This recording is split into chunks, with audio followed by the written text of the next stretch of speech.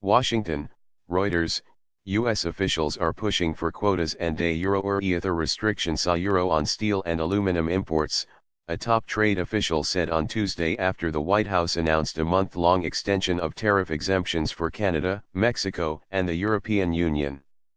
The decision to extend that deadline was welcomed by many of America Euro Trademark's trading partners, but they continued to push for permanent exemptions.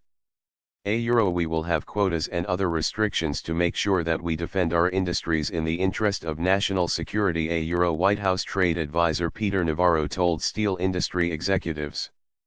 President Donald Trump Trademark's administration said in March it would impose tariffs of 25% on steel imports and 10% on aluminum in a bid to stanch imports from China, which it says had driven down prices and put U.S. companies out of business.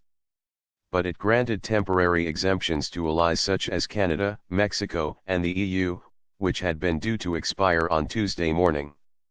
The administration said on Monday night those exemptions would continue for a month, but added a full imposition of tariffs remained an option.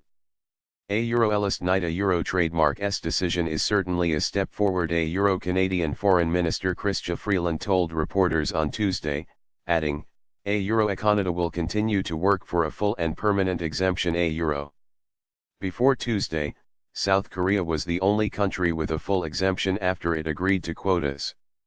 The White House said on Monday it had reached agreements for permanent exemptions for Argentina, Australia, and Brazil. The White House has attempted to link exemptions for steel and aluminum imports from the EU to a reduction of tariffs on car imports by the bloc. That move has been rejected by the EU, which says it must receive a permanent exemption on the steel and aluminum tariffs before holding a wider discussion on trade. It has rejected a discussion of auto trade. Protracted extension trademark unlikely.